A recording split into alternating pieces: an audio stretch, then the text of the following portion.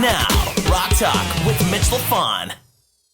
All right, well, listen, a brand new single's called Red Light Appetite came out last week. Check the video out too. Hold on one second. My thing, this is so annoying. Why is this thing doing this? Doing what? I got the converting meeting recording thing, so it just popped up again. Yeah, Okay. mine is still. Our previous meeting is still. Yeah. We just talked to the Go-Go's, and it's. Yeah, I just told him. Yeah. And Trev, I spoke to your dad the other day. I was texting with him, wishing him well and telling him good stuff on that Journey tour. Yeah, man. Yeah. I was at the dinner where that was discussed. Yeah, nice. that's great. And I said, it was way overdue, man. I mean, I can't believe they never toured, and even back in the day, I think they did one show together in '82, and then the fact that Africa and Don't Stop Believin' are so huge. It's like, dude, for you guys, and also, if you love Journey, you love Toto, you love Journey. I feel. I mean, yeah, love Journey. Come on. And I just feel what a great match. It's the perfect match. In fact, I wish that the triple bill was actually a triple bill, because some days it's Toto and some days it's Billy. Fuck that. Start with Billy, put on Toto, put on Journey.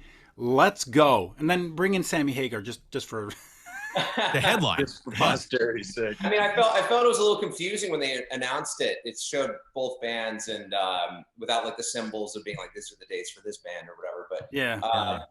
But I mean, yeah, man, all three of those together, fucking forget about it. It would be insane. What an evening. Anyway, we're going to be going to a couple. I can't wait. Anyway. Hold on. I got 8% left on my meeting conversion, so we're good. All right. I've got a few hours later. Are you using the dial-up fucking modem, man? What's going on?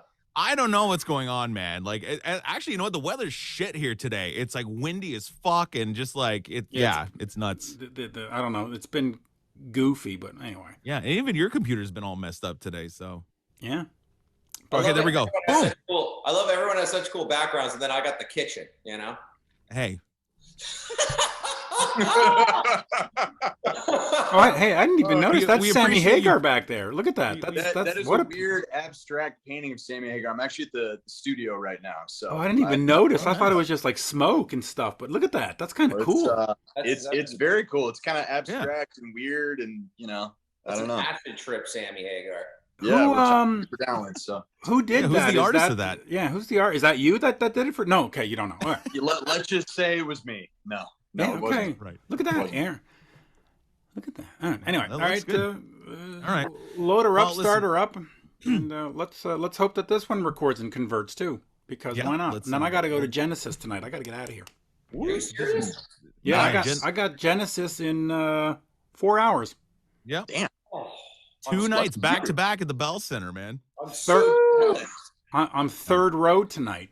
Oh wow! Holy shit, man! You're gonna have a great fucking time.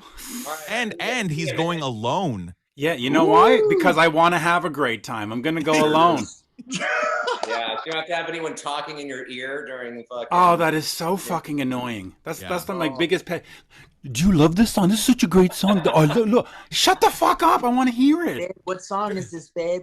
Oh, yeah, in the middle of misunderstanding. Hey, I saw Lisa at the concession, man. Like, I'm enjoying the show.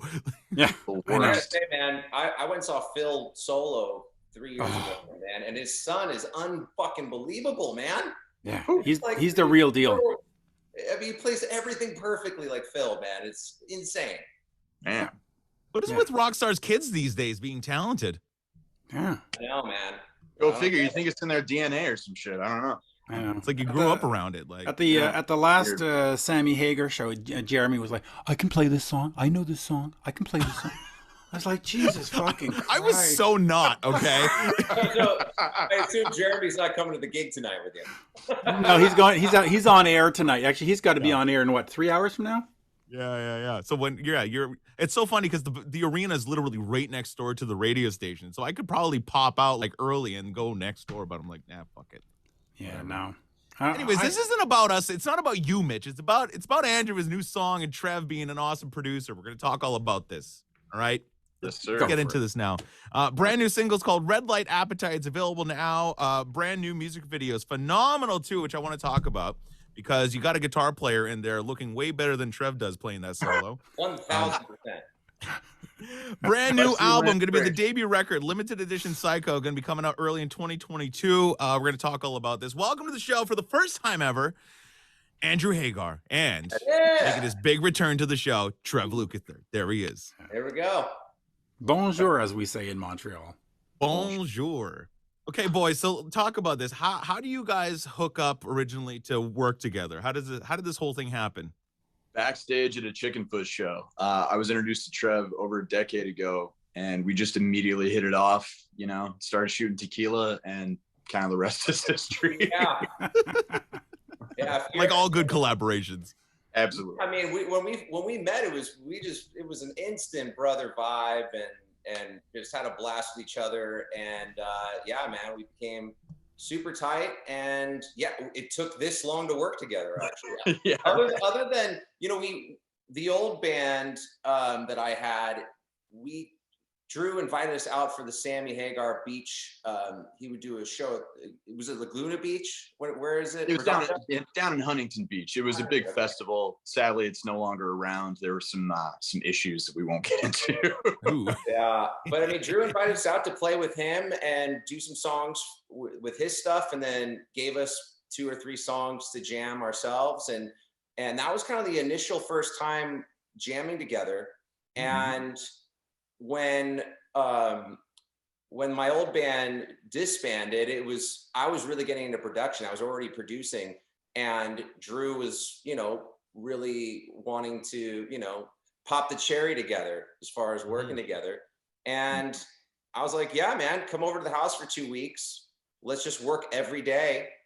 And a lot of magic was made, man. I mean, I can't deny that the universe aligned, and everything we were doing, we were just like, this is fucking cool. Yeah. Because I remember seeing on the Instagram stories and stuff, you guys were in the studio together. I'm like, okay, well, this is a really cool collaboration. And you know, you'd be playing samples off the computer and stuff, hearing clips, and I'm like, oh, this sounds really good. So then when the song finally came out, I'm listening to it in the car, and I'm like, okay, I see what's going on here. This is some proper rock and roll music that these guys are putting together. In the studio, I mean, what's the process like? Like, who came in with a riff? Would you come in with a melody, Andrew, or how does it work? No, I mean, for the most part, Trev, you know, came up with all of the music ideas, and then I would basically write to it lyrically. You know, we'd come up with some good melodies and just lay it all down and put it together. I have to credit Trev with pretty much all the production and music. He's, in my opinion, in my estimation, a musical genius. He's got the you know? I Venmo'd him before this interview, by the way. Oh yeah, of course. Yeah. But no, like I really just have to give it up. You know, I'm more of a songwriter. I'm not like an incredibly talented musician. I do love some good words and some good melodies, but you know, I think that's why the collaboration came out the way that it did, because Trev brings so much to the table musically and lyrically, and from a production standpoint. And, you know, I have just a really weird mind, and I grew up writing a lot of sad boy poetry and shit. So it just works, you know? Right. Well, Drew's lyrics are so original and so out there and cool. And, you know, I wanted to really get to, like, because we went and did drums first. So we kind of mapped out the songs before Drew came to the house so we could track drums right off the bat. And, you know, but we had melodies, ideas, some choruses and stuff like that. Drew really like sat up in the room, and just, we would be building up the music track, and Drew would be upstairs writing lyrics and would come down with just such epic stuff, man. And it really came together so easily, you know? Yeah. And I think Drew has such a unique style. He's not Sammy Jr. He's his own person, his own tone, his own delivery. It's his own thing. And I felt like, man, we can make some kind of like modern grunge, but like real in your face rock and roll. It's something that Drew hadn't done yet. But his heart was always there, loving Queens of the Stone Age and stuff like that. So it's like, let's do something that when I hear his voice is so him. And he went into the studio, went into the vocal booth, and it was just like, it was the stars aligning of just how that fits so well. And his writing fits so well with the tracks we were building. And it was so much fun, man. And it was, you know, after my old band, I was so kind of like, you know, the Bummed. nerve is still a little raw, you know, Yeah. and actually to like make music and have fun again and like be like, oh, this is why we do what we do, you know? Right. And So, then it was just, and you know, we spent my birthday recording Yeah. and then Yeah. spent the worst hangover day of life on Cinco de Mayo getting through, you know? nice. But And we tracked still what, like left so 2 much songs done. that day? Yeah, I think we What? tracked 2 songs that day, vocally. Yeah. Yeah. We just knocked it out. It was crazy. No rest Shot of the way. voice. So all the music for this stuff, you know, with this project, I mean, were these fresh ideas that you came in with, or is it kind of like leftover Lavara demos, or like? No. I thought like let's build something completely Andrew. You know, let's do something that has nothing to do with anything actually that I've done. You know, it's like I wanted something specifically. That's why he hit me up. It's like let's do something together. Let's have this really cool, unique combination. And so it was fresh ideas off the bat, and I would just send him stuff, and a few ideas didn't make the cut, and then the other one, for the most part, everything was kind of vibing and coming together. Drew. Yeah. 'Cause when I heard the song, I agree. mean, I was gonna say, you know, you talk about Drew's voice and everything. It's to me, it's very original. Like It as soon as is. I heard it, I'm like, it doesn't sound like anything that's on the radio right now. It doesn't really sound like any other rock singers, and really, I mean, it really does have a unique kind of original sound to it, which is what grabbed my ears right away. Well, thank you very much. I appreciate that. Talk about that though. I mean, like, how did you find your voice?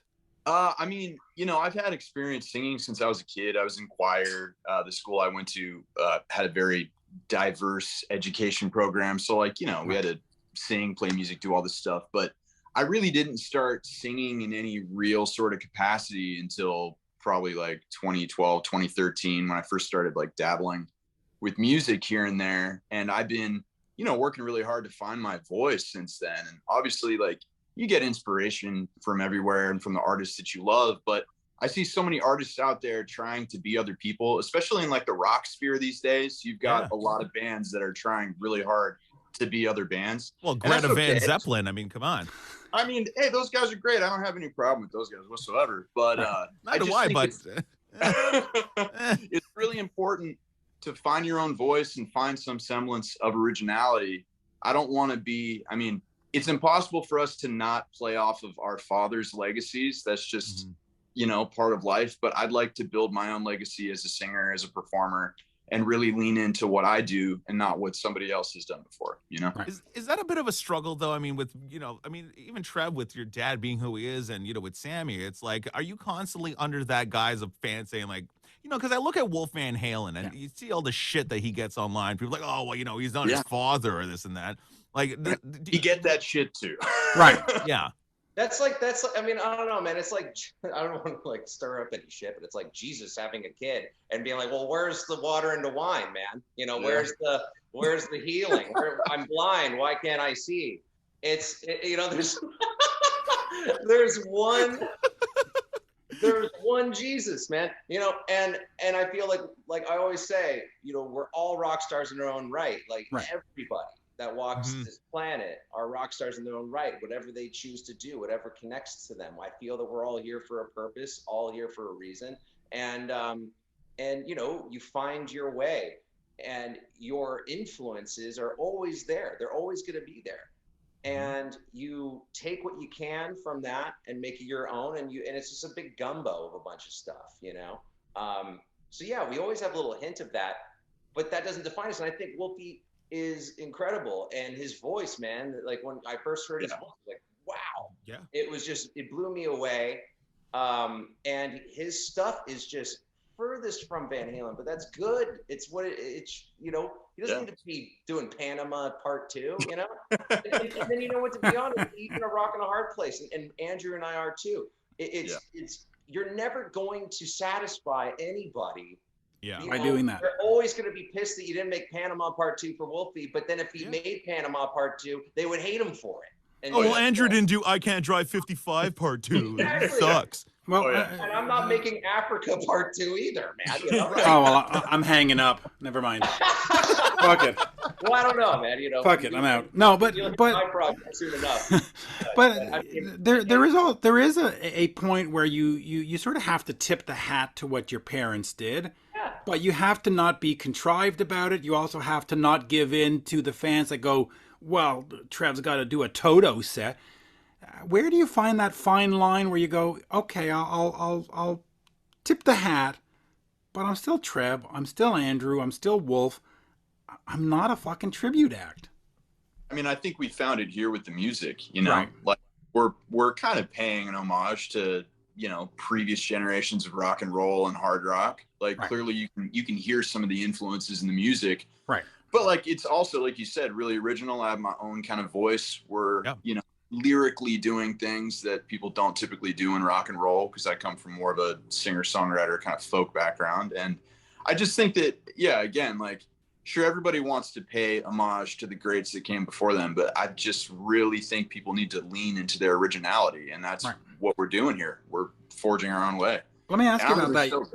You say you come from a singer-songwriter background. Where does that come from? Because you've obviously been in and around what your dad's done for Montrose and Van Halen. So you've been around a rock background. So where did you discover your own singer-songwriter stuff? Where did that come from? Where you sat in the room and said, you know, I'm going to listen to Joan Baez or whatever? That's all my mother. My mother has fantastic musical taste. She was really active during, you know, the Summer of Love and all of the amazing music that came out of that era. And she introduced me to that from a young age. You know, my parents got divorced when I was a kid, and I spent the majority of my time with my mom on the ranch. So, you know, she was a performer herself, a folk singer, and more of like a kind of alternative country, kind of cowboy poetry singer. Oh, wow. She's released some fantastic albums, like really, really low key stuff you probably can't even find online at this point. But that's really where the majority of my inspiration came from early on in my career. I mean, I grew up like really into, you know, punk and hardcore and industrial and all these like really aggressive styles of music. And I messed around a little bit with some friends and like a punk jam band and stuff. But like when I really started writing my own music, maybe it was because of like my limitation as a guitar player, but you know, I was writing songs in the style of like Bob Dylan or those old kind of folky people. So, you know. Yeah, but you said you grew up. I'm just going to ask Trev the same question, because, you know, your mom, you know, she went and did her thing, but Trev, where did you get yours from? Because ultimately your dad probably played on it. Yeah, pretty much. I mean, he's played on like 50,000 records, the poor man. I mean, you know. What's so crazy is what Drew just said is exactly the same as me, man. I mean, like, my mom was my tastemaker when I was growing up. Really? She had great taste in music. You know, Mr. Duran Duran, Ordinary World, Peter Gabriel, like that kind of music that I grew up on. And, you know, because pop, our dads, like when you're doing music all the time, you don't come home from a long tour like, let's jam some new music. No, right. Or like, I just got home from the studio for 12 hours. Can't wait to hear, you know, let's play some more music. It was none of that, you know? So my mom was always the person when we were hanging with her and dad's on the road, like jamming the songs. I mean, I have these memories like they were yesterday when I was like 3-4 years old in the back of my mom's car, and she's just like blasting Ordinary World from Duran Duran and blasting like In Your Eyes and all these incredible songs, man, that like that just stuck with me, where it was just like that's the kind of stuff I wanted to listen to, you know.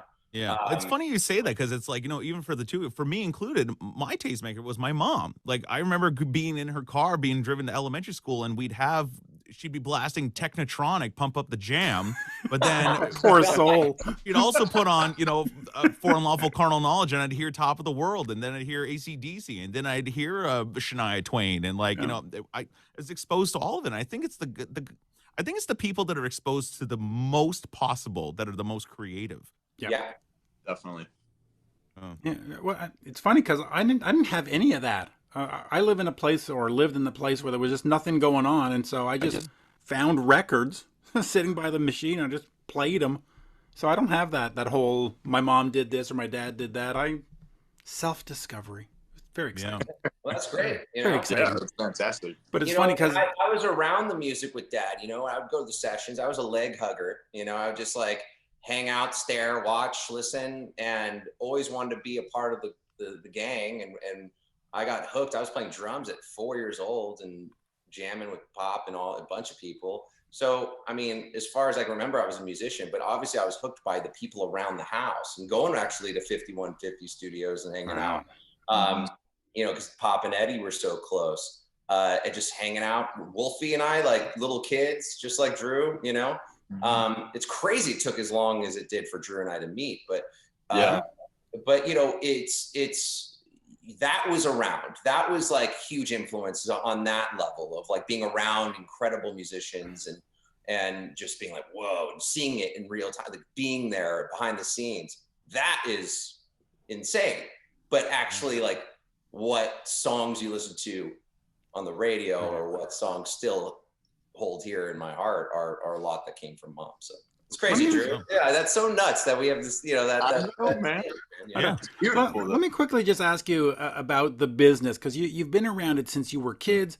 You've seen the good, you know, the big tours and the singles, but you've also seen the lawsuits. You've also seen the psychotic fans. You've also seen all that back stuff, and some of the lawsuits that you know Toto have gotten in have become infamous. I mean, let's not kid ourselves. It's not a good thing to be infamous for. No, but some of those lawsuits are pretty insane. But Pretty intense. do you learn from anything from that, or did it sort of say go, oh geez, maybe I should just go be a banker and not fucking deal with this business? I think Drew and I learned by being solo artists and not having bands. Oh yeah.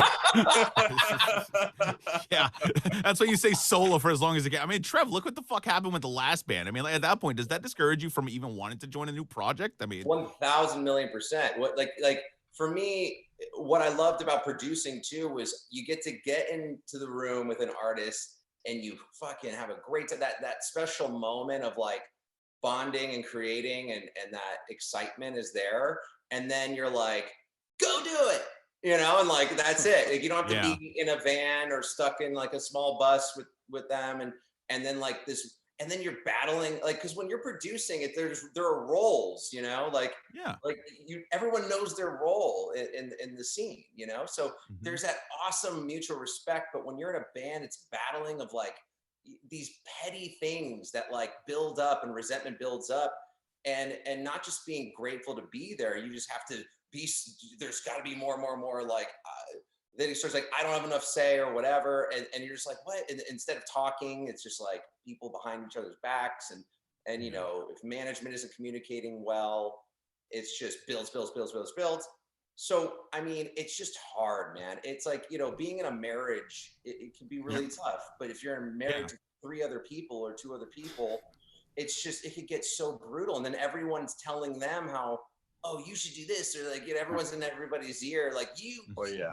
This is how management works. You know, Andrew's the better part of this relationship. He's the talent. Andrew, you're the talent. You go to the drummer, it's like, you know, we don't really need that guy. You know, we'll just get him out. And you know, you don't have to pay a drummer. Get a machine. And everyone's clique is going to tell them, no, you don't need them, and they don't need you. Right. And then, Well, Andrew, I mean, does that discourage you from going in and potentially putting a band together, and you're just going to stick to, you know, I'm Andrew Hagar. I come in, I hire my musicians, they do the show, they go home. You know, they don't. It's me. I'm the guy, and you guys are just here to fill a role. Or do you see yourself putting together a proper band and being an entire a group, so to say? I mean, to be completely honest, like I'm a very open-minded person, you know, when it comes to everything. And I haven't ruled out the possibility of putting together some sort of band or project like that. But for the time being, it's just working so well being a solo artist and a solo musician. And I'm going to ride this out, you know, as long as it takes to find something that feels good, you know? I mean, that's really what it comes down to. Trev said it before, like, it's so nice to be in the studio and have this great vibe, and to have guys coming on that are more like hired gun musicians to play the stuff for live shows. You know, there's an understanding there. Like Trev said, everybody kind of knows their role, and everybody's supportive to a certain degree, and not trying to be, you know, not trying to have 16 different chefs in the kitchen, you know? And I don't know. I mean, but I absolutely haven't ruled out the possibility of having like a project. I think if Trev hadn't had the kind of experience that he had with his previous one, and I hadn't had a similar experience, you know, who knows, maybe we would have like a, you know, project together that was more like a band. But as it stands right now, I love what we're doing. You know, we're able to like maintain our friendship. Yeah. You know, the most important thing to me at the end of the day. Same. And yeah, I think it's beautiful. And Drew watched it all happen real time too. You know, he would be my therapist. You know, like I'd be calling him like, man, this week, dig what happened this week. You know, that kind of stuff. And Drew would just be like, man, you know, and actually it was funny because even like the talk, I just said, I think it was even like, hey man, should we do this as a band, like you and me? And I said, dude, I love you, and I want to love you forever, and I want to be friends. Yeah. Let's just do this. You run with it. You know, I'll come up and play with them, jam with them as many times as possible. But as far as like when you have to like decision making and all this, I just don't want anything to do with it. And when I started my own project too, this new thing coming out next year, I called everyone I wanted to work with and like musicians that I, you know, always wanted to fucking track with. And isn't that the best though? Because it was the best, man. It was the best, and everyone was so cool. And no one was like, if I wanted to change a part, it wasn't, you know, it didn't lead to a therapy session. You know, it's like you get to just have a blast and no egos in the room. It's great. And I'm like, how can I go back at that point? Right. And I get to work with I get the best of both worlds. I get to work with an awesome artist like Andrew, and we get to make music together, and then he gets to go fucking run with it. And then I get to watch like the biggest cheerleader on planet Earth. Yes. Because that's what friends are really at the end of the day. Yeah. And it's like, that to me, it's so fulfilling. And I was talking to Andrew about it. Producing is so fulfilling because you're watching the artists you're working with and how exciting it gets and how much it's connecting. And then it's just like, we're all on a high.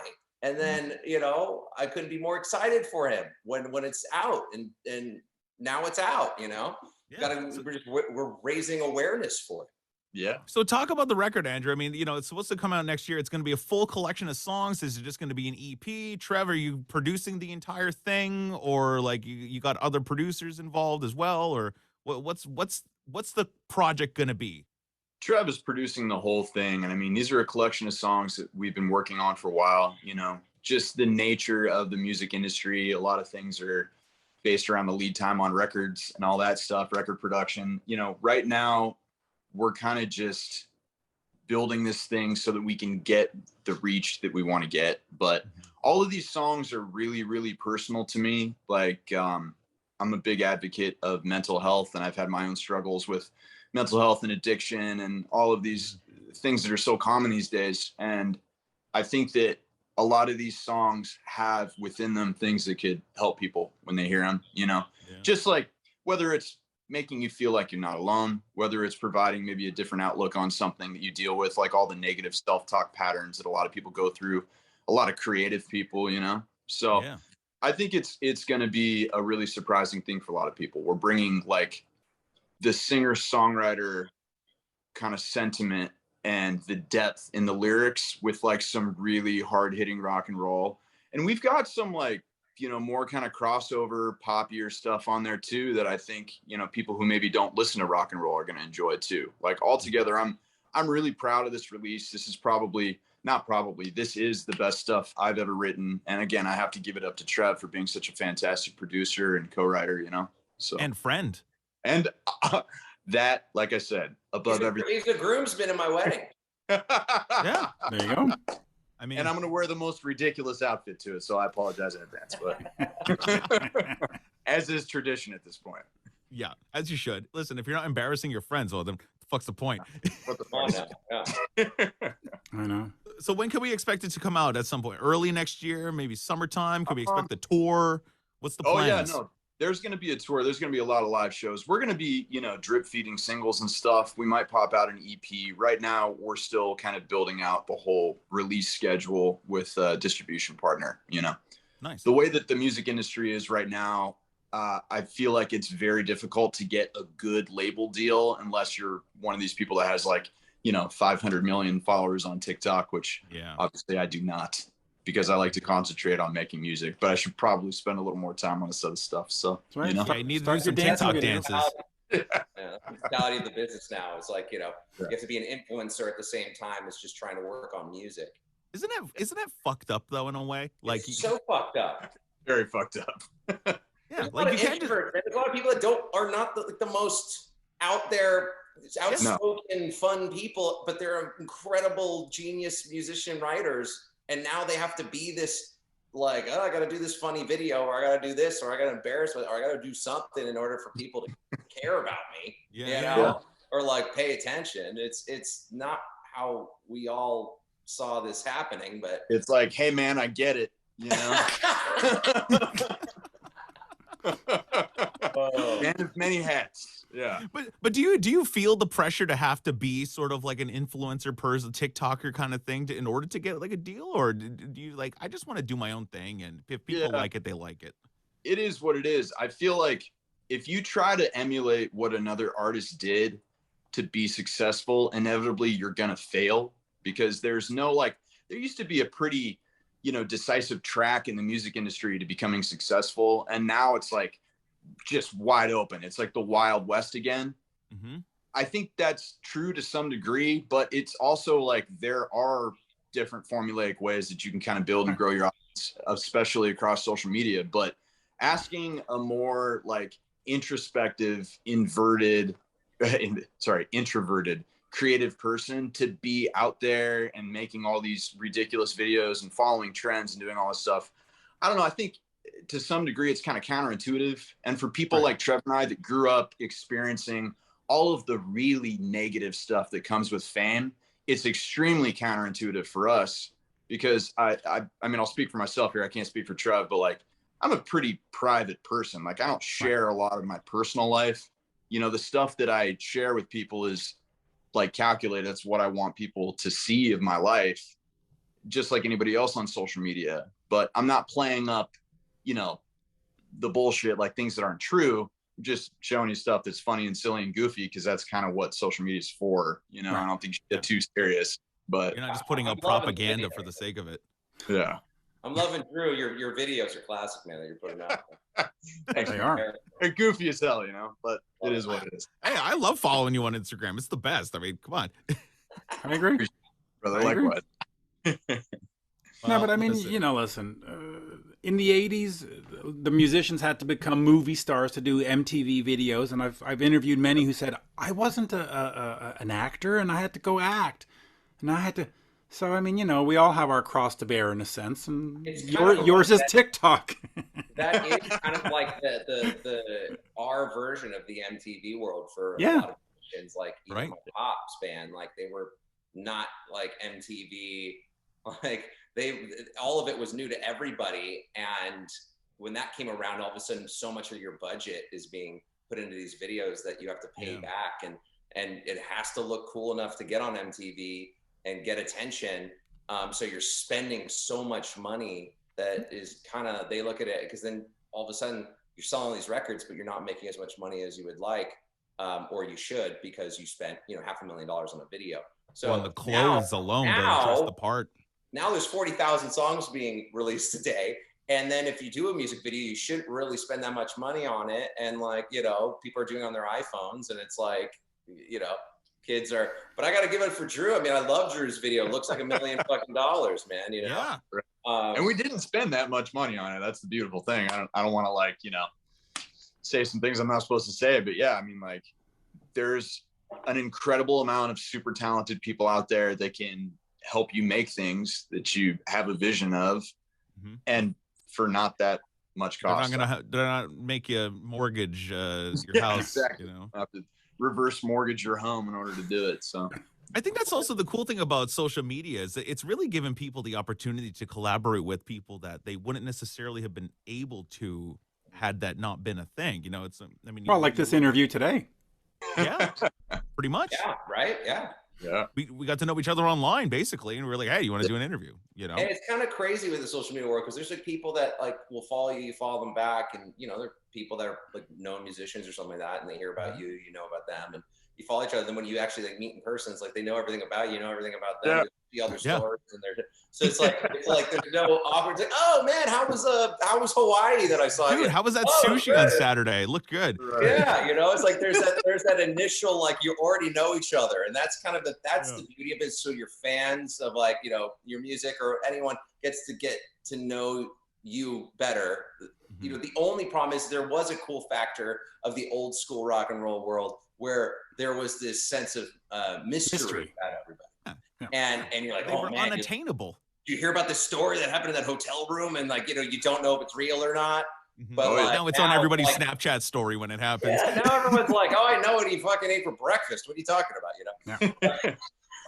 And by the way, when us older people meet, is your shoulder still hurting? Because mine is still hurting. How was that prostate check, Mitch? You know? I need to How do was that soon. colonoscopy, bro? Yeah. You know, funny enough, I actually had somebody on Facebook go, I'm going in for my 13th colonoscopy. That showed up on my Facebook today. I'm like, wow. I don't need to know that. Did it end with this, Why? Did it end with this month? Yeah, this month. It's like, I'm just doing it because I like it. You know? Yeah, I'm going to do my 13th colonoscopy this month. This month, yeah. Anyway, there we go. All right. Well, listen, guys, it's always good to chat and catch up. New singles available now. Red Light Appetite. I mean, new album coming out next year. Lots of exciting stuff happening for Andrew and for Trev. I mean, just good stuff, man. It's good to see some good dudes doing some good shit. So that's what I'm all about. Thank you guys so much. Check out Trev's new project, Invisible Friends, as well. Yep. It's coming out next year. Yep. And we'll do another interview to talk about that. Yeah, and a lot of, I mean, the other tunes, we have like, Drew and I have like about 5 recorded and mixed, mastered, everything like that. And we're going to be continuing to build throughout the year to maybe go towards an LP and stuff. But definitely these 5 are insanely good. So, I mean, I'm really proud of him and him making his own stamp in the scene, and people's reaction so far has been amazing. Yeah, it's been great. That's what we do. We all do what we do. You guys too. It's to provide a beautiful escape for people to forget about the everyday bullshit and just tune in and groove. And you know, that's the beauty of it all. So when people are connecting, that's what it's all about. Yep. Trevor, let me ask you this real quick before we wrap up. Just to talk about LeVar really quickly. The songs on that record. Who? Listen, no bullshit here, okay? No bullshit. The songs Mascot on that Records what? Oh, man. Would you ever consider taking some of those songs that obviously you had a big part in putting together? Would you ever consider taking some of those songs and repurposing them and giving them a new life with a new artist? Nah. No? No, sometimes you got to break clean and just move on. Yeah, you got to break clean. That was a time, you know, and also at the same time that benefits those guys, and I have no interest in that. But, no, more importantly, yeah, I hear that. More importantly, would you guys consider calling Wolf and putting a Van Halen tribute band out there? Oh God. Yeah. You know, I listen, if there's another reason of like not to do that, I tried it with Toto, you know, so you know, you get other members, family members of that band, and you try something and you just realize, nah, man, let's, you know, we used to have Thanksgiving dinner together, and now what, you know? So it's you know, those songs had its time. I'll always be super proud of that record. I mean, Perry coming in and doing the vocals with us, like memories that are like so unbelievably cool. And you know, but we all have chapters in our life. You leave it behind. You can't go dwell in it. And I mean, I really, as soon as that whole thing went down, I was producing and I was then building up the new project, and then Drew and I were working together. And I mean, like, we had to finalize a music video while we were already done. And I was working with Drew in the studio. Drew was like there with the last final edits of some video that I had to like help finalize edits with. Oh, because we got to give props also to Jake Hayden, who played drums on the record. Oh yeah. And Jake Hayes, my cousin, who engineered the record and also did all the music videos for LeVar. And so in between, we'd be like tweaking this video, and it was just like, like it just, the vibe was so. It's like, I fucking hate these guys. Yeah. And it was just like it was interesting. Yeah, man, it's like looking at like, you know, videos of like your ex-wife or something, and you're like, it's like watching the wedding tape and being like, okay, what, do we have to edit this right now, man? Like we're already moving on here. I'm already fucking someone else at this point. Why don't I want to go back and watch this? I've already upgraded. What are we doing here? So yeah, I mean, it was, but all of that, I think, I mean, I got to send these guys a fruit basket. You got to remind me at the beginning of the new year for what happened, because it opened up so many doors, and also realized a lot about me. It was a lot of soul searching, a lot of realization on my end. Communication's key. We all had fault in it. They went about things really bad. And, at the end of the day, there's nothing I could do or say that's going to ever, the what ifs in people's minds, that's going to be worse than me saying, oh, F that person. I wish no will on any of those guys. I talked to Josh on the phone, once, and it was civil, and I wish him the best. I wish, Yeah. Honestly, I guess that's all you can do at the end of the day. So that it's entirely in the past. We're completely moving on. Let's just forget it happened. And maybe it might, as the career builds, there'll be like the collector's edition of this fucking thing. The music's great, and I'm really proud of the music. And I really thank you both, all three of you, but Mitch, Jeremy, for I saw posts, and Jeremy did the interview, and all the support you guys showed is forever grateful for that, and Drew, and supporting Drew in his next chapter, and what we're doing. Drew being the psychologist, Dr. Drew Hagar. How many times I called Dr. Drew? People legitimately call me that. That's perfect. And just think, if none of this works out at all, you could just call up Wolf and get somebody, whatever, and you do the Van Halen Toto kid tour. It's perfect. Get Nick Simmons in there. Just do the whole.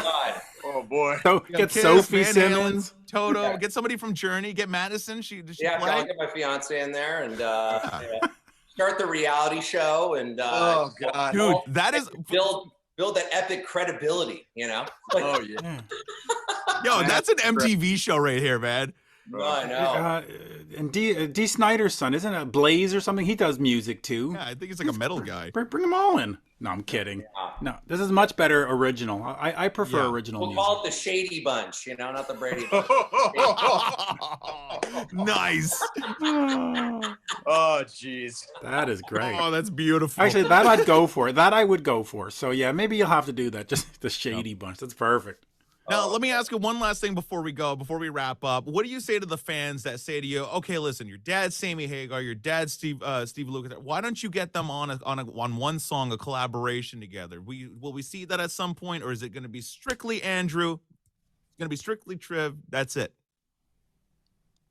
I mean, I'll never say never, because that's a terrible thing, but I also wouldn't want people to be like betting their life savings that that's going to happen, because most likely that will never ever happen.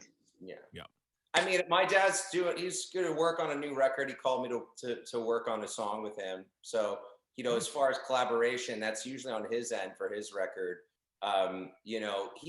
We both kind of, I think Sammy agrees too with Drew, is, our dads look at us of like, this is your own thing, and they don't even want to step on it. It's not even a conversation. If I was to ever go to my dad, be like, hey man, I want to play guitar solo on my Invisible Friends record, he'd be like, why? Yeah. Why? You don't need me. Like, your thing is your thing. Your dad loves my playing, and he's like, I wouldn't. Why would I do that? Dude, even my dad loves your playing, man. For real.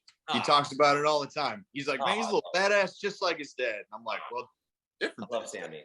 And the love between our families. I mean, Sammy and my dad actually bonded even harder through this time of us working together.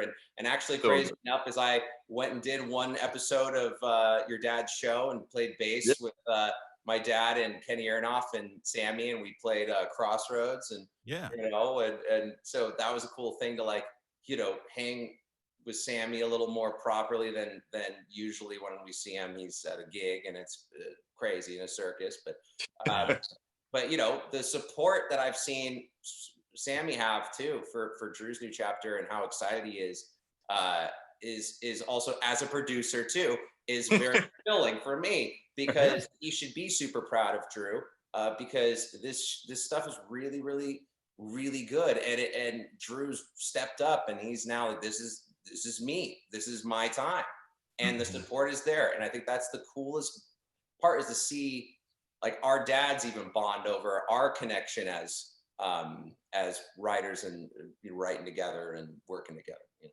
Yeah. And I'm sure they see a little bit of themselves in you as well, because it's like, oh man, I remember when I was doing that. Yeah, man. Yeah. Maybe listen. Sammy and Dad will do something down the line, but I don't know about us. That would be great. But Hey, that's the headline right there. Yeah. Wow. Oh shit, I fucked up. Yeah. You just took everything away from this whole thing with that line. No. That is Trev not- says I'm gonna say this Steve right now, Lukather. it's not ever been talked about. Okay, and so but there you go. Old squash. Right there. Blabbermouth tomorrow. Yeah. Sammy Hagar, Steve Lukather, collaboration coming I soon. see my phone blowing up right now. Like, what the fuck? Oh my. No, but no, they Well, probably, Andrew, listen. they would do some great stuff together. Yeah. Well, They listen, would. Trev, Andrew, I love the new song. New music video is awesome. I'm really stoked to see what you guys are going to be putting together on this record that's going to be coming out next year. Like, I'm genuinely excited about this project. Like, you know, it's really cool. You know. Thank you. I appreciate that a lot. I'm really, really excited. And honestly, this is, like I said, the best stuff I've ever done. I'm incredibly proud of the work that Trev and I put into this. And I can't wait for everybody else to see what we already know.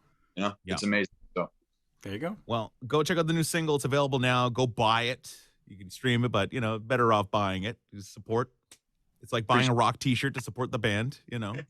yeah, we're gonna have merch coming out soon. So check it out. You know, make sure to follow both Trev and I on Instagram and all the socials and stuff, because we're going to be updating a lot over the next couple of weeks, you know. Perfect. Great. Awesome Thank stuff. you, Mitch. Thank you, Jeremy. You guys rule, man. Yeah. Thank Yep. you guys so much for Merci having us. bien. Awesome Really. stuff. We'll chat soon. Stay in touch. We'll see you later. Sounds Sounds great. great. Later. All right. Peace. Boy.